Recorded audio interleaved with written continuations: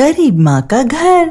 पूनम नाम की एक महिला सड़क पर अपने छोटे से बच्चे को गोद में लिए बैठी थी। कई लोग उस पर और उसके बच्चे पर दया करके उसके पास पैसे रखकर जा रहे थे। पूनम वह पैसे उठाकर अपने पास रख लेती है। तभी उसका बच्चा बहुत जोर जोर से रोने लगता है। अरे बेटा, तू रो मत, तुझे भूख लगी है, रुक अभी दूध देती हूँ। पूनम वह पैसे लेकर दुकान में दूध लेने जाती है। भाई जी, बच्चे के लिए थोड़ा दूध दे दीजिए। ना रे, यहाँ क्या मैंने तबेला खोल रखा है जो तुम्हें इतने कम रुपए में भी दूध दे दूंगा है? आधा लीटर चाहिए तो पैसे निकालो। क्या इतने रुपए में नहीं आएगा आधा लीटर दूध? नहीं, इतने में नहीं आने वाला, जाओ यहाँ से। पूनम रोती हुई अपने बच्चे के साथ वहां से चली जाती है। बेटा चुप हो जा, रो मत, कोई यहाँ हमारी नहीं सुनने वाला। पूनम रोड के किनारे अपने बच्चे के साथ बैठी हुई थी और मदद मांग रही थी। कोई उसकी मदद नहीं कर रहा था। इसी तरह रात हो जाती है। पूनम वही पास में सो जाती है। तभी आधी रात में एक बेवड़ा आदमी पूनम की ओर आने लगता है। पूनम उसे देख बहुत डर जाती है। वह आदमी पूनम की ओर बढ़ने लगता है। पूनम अपने बच्चे को गोद में उठाए दौड़ने लगती है। दौड़ते दौड़ते वह एक पेड़ के पास आकर रुकती है। आसपास कोई घर नहीं दिख रहा था। हो हे भगवान, मुझे बचाओ, मैं क्या करूं? तभी पूनम को एक छोटा सा कमरा दिखता है जो बिल्कुल टूटा फूटा था और वहाँ कोई भी नहीं था। जब पूनम उसके अंदर जाती है तो देखती है वह एक टूटी फूटी टॉयलेट है जो अब इस्तेमाल नहीं होती है। रहने का कोई ठिकाना न पाकर लाचार होकर पूनम वहीं रहने का मन बना लेती है। हे भगवान, क्या करूं अपने छोटे से बच्चे को लेकर? कहाँ जाऊं? जो मिल रहा है वही रह लेती हूँ। पूनम गेट बंद कर देती है और उस रात वहीं रह जाती है। सुबह उठकर आसपास थोड़ी सफाई करती है। मैं क्या करूं जिससे मैं अपना और अपने बच्चे का पेट पाल सकूं? मेरा तो इस दुनिया में कोई भी नहीं। जब पूनम अपने बच्चे को साथ लेकर बाहर निकलती है तो देखती है पास में ही कुछ लोग कूड़ा बिन रहे हैं। पूनम उसके पास जाती है और उनमें से एक महिला से पूछती है, ये कूड़े बिनकर आप कहाँ ले जाती है? इससे क्या होता है? अरे तू नहीं आई है क्या इस काम में? इन कूड़े को बिनकर हम पैसे मिलते हैं, उन्हीं पैसों से घर चलता है। जी मैं भी यह करना चाहती हूँ। ठीक है तो पकड़ एक बोरी और उठाना शुरू कर दे कूड़ा। शाम में हमारे साथ चलना, शेठ कूड़े के बदले पैसे देंगे। जी ठीक है, मैं अभी से काम शुरू करती हूँ। पूनम भी उन सब के साथ कूड़ा बिनने लगती है। अपने बच्चे को कपड़े से अच्छे से अपने शरीर में बांध लेती है और काम पर लग जाती है। शाम के वक्त सारा कूड़ा लेकर शेठ के पास जाती है। वहां जाकर वह कूड़ा शेठ को देती है। बदले में उसे कुछ रुपए मिलते हैं जिससे वह अपने बच्चे के लिए दूध खरीदती है और अपने लिए भी कुछ सामान लेती है। ले बेटा, पी ले पेट भर दूध, अब तुझे कोई नहीं रोकेगा। रात का वक्त था। पूनम सोचती है, अगर वापस कल की तरह हुआ तो सही नहीं होगा, इसलिए मुझे वहीं जाना चाहिए जहां मैं कल थी। पूनम उसी टॉयलेट में आकर रहने लगती है। धीरे धीरे वही उसका बसेरा बन जाता है। एक दिन जब पूनम अपने बच्चे को शरीर में बांधकर कूड़ा बिन रही थी, तभी एक ममता नाम की दयालु महिला की नजर उस पर पड़ती है।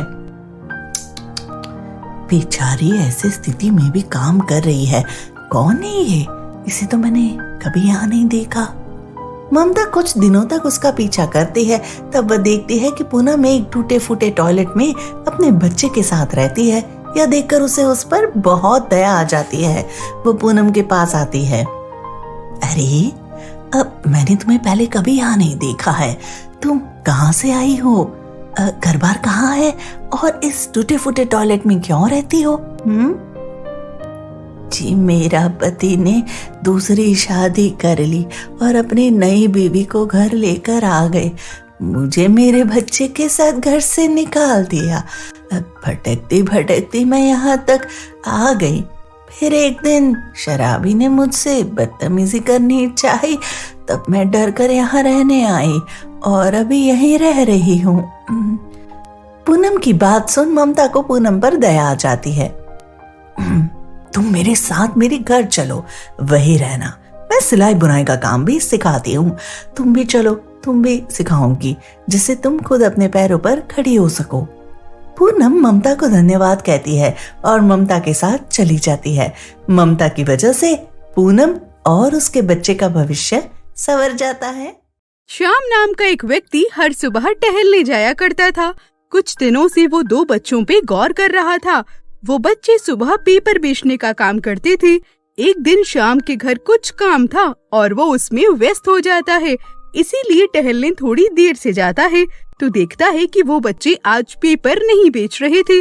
वो आगे बढ़ता है तो देखता है कि उन दोनों लड़कों में से एक लड़का लोगों के जूते साफ करने का काम कर रहा होता है और एक मंदिर के सामने फूल बेच रहा था। श्याम समझ नहीं पाता है कि उन दोनों बच्चों ने अपना काम क्यों बदल लिया। श्याम सोचता है कि वो आज इन बच्चों से बात जरूर करेगा। जो बच्चा जूता साफ कर रहा था, श्याम उसके पास जाकर उससे बोलता है, अरे बेटा, एक बात बताओ, तुमने पेपर बेचने का काम क्यों छोड़ दिया? अरे अंकल, ये कहना तो गलत होगा कि हमने पेपर बेचने का काम छोड़ दिया है। अरे लेकिन कल मैं टहलने आया था तो देखा था कि तुम दोनों भाई पेपर बेचने का काम कर रहे थे, लेकिन फिर अचानक से आज अलग अलग काम क्यों कर रहे हो? अरे नहीं साहब, ऐसा नहीं है। हम दोनों भाई सुबह सुबह पेपर बेचते हैं और उस काम के बाद हम दोनों अलग अलग तरह तरह के काम करने लगते हैं, जैसे कि जूते पॉलिश करना, फूल बेचना और भी बहुत सारे काम। अच्छा, बेटा ये तो बताओ कि तुम्हारा नाम क्या है? जी, मेरा नाम तो राजा है और मेरे भाई का नाम राम है। और बेटा, तुम्हारे पिताजी कहाँ रहते हैं? अंकल, दरअसल हमारे पिताजी की मृत्यु तो 2 साल पहले ही हो गई थी और उसके बाद से ही हम दोनों भाई खुद का काम करके जैसे तैसे पैसे कमाते हैं और गुजारा कर रहे हैं। अच्छा बेटा, जानकर बहुत दुख हुआ, लेकिन ये तो बताओ कि अभी तुम लोग कहाँ रह रहे हो? जी, हमारा तो कोई ठिकाना नहीं है। हम तो बस यहीं काम खत्म करके फुटपाथ पे ही सो जाते हैं। बेटा, एक बात तो बताना, क्या तुम दोनों मेरे साथ मेरे घर चलोगे? मैं तुम दोनों को एक बेहतर जिंदगी देना चाहता हूँ। श्याम दोनों बच्चों से बात करता है और बच्चे मान जाते हैं। श्याम उन दोनों बच्चों को अपने साथ अपने घर ले आता है। अरे सुनीता, बाहर तो आओ, देखो कौन आया है।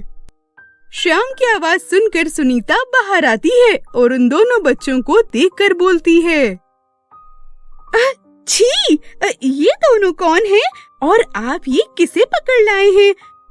अच्छा, मैं समझी, आप नए नौकर लाए हैं ना? अरे सुनीता, ये तुम क्या कह रही हो?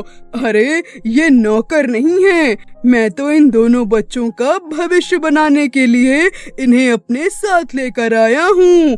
इन्हें पढ़ाऊंगा, लिखाऊंगा और एक बहुत ही बेहतर इंसान बनाऊंगा।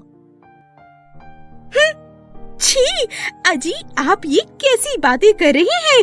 अरे हमारा घर इन भिखारियों के लिए थोड़ी ही ना है।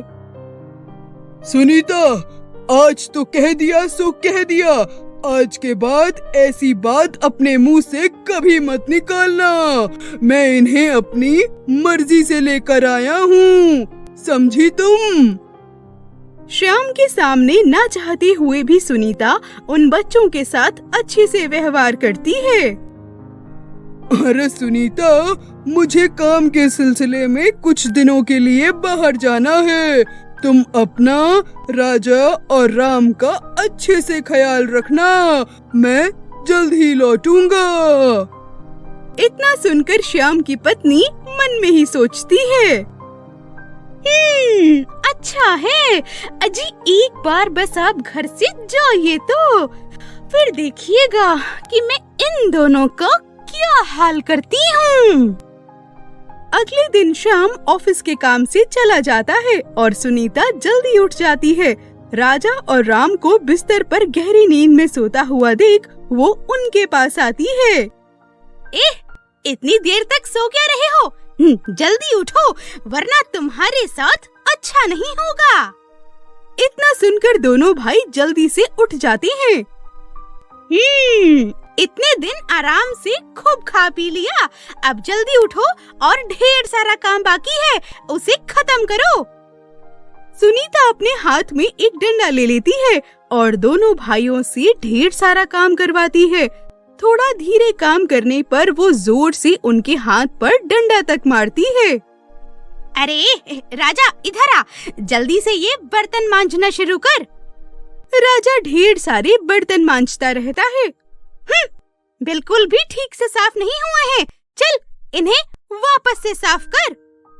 सुनीता वापस से राजा से सारे बर्तन मंजवाती है और राम से पूरे घर में पोछा लगवाती है। जल्दी जल्दी सारा काम खत्म करो और उसके बाद मैं तुम दोनों को अगला काम देती हूँ। तभी सुनीता राम को चाय बनाने के लिए कहती है। राम चाय बनाकर सुनीता को लाकर देता है। तभी थोड़ी सी चाय सुनीता के हाथों पर गिर जाती है और सुनीता घुमाकर एक जोरदार चांटा राम के गाल पर मार देती है और तभी श्याम वहाँ पर आ जाता है। अरे सुनीता, ये तुम क्या कर रही हो? अरे बस भी करो, मैंने सब कुछ अपनी आँखों से देख लिया है। तुम इन छोटे छोटे मासूम बच्चों से कितना बुरा बर्ताव करती हो। अभी के अभी निकल जाओ मेरे घर से। अरे नहीं जी, मुझे माफ कर दीजिए, मुझे घर से मत निकालिए। मैं आपसे वादा करती हूँ, मैं आज के बाद ऐसा कुछ भी नहीं करूँगी। मुझे घर से मत निकालिए। नहीं, मुझे अब तुम्हारी कोई बात नहीं सुननी। बस अभी के अभी निकल जाओ यहाँ से और आज के बाद कभी अपनी शक्ल तक मत दिखाना। अरे नहीं, मैंने कहा ना, माफ कर दीजिए मुझे। अरे अंकल, इनको अपनी गलती का एहसास है, इन्हें माफ कर दीजिए, इन्हें घर से मत निकालिए। देखो ये बच्चे कितने मासूम हैं। तुमने इनके साथ इतना बुरा बर्ताव किया, उसके बाद भी ये तुम्हारे लिए ही सिफारिश कर रहे हैं। देखो तुम। मुझे अपनी गलती पर पछतावा है जी। मैं अब कभी भी इनके साथ कोई बुरा बर्ताव नहीं करूंगी। बस इस बार के लिए मुझे माफ कर दीजिए। ठीक है, हम बच्चों के कहने पर तुम्हें एक आखिरी मौका देता हूँ। और अब से सुनीता भी उन बच्चों को अपने बच्चों की तरह रखने लगती है और सभी लोग प्यार से खुशी खुशी रहने लगते हैं।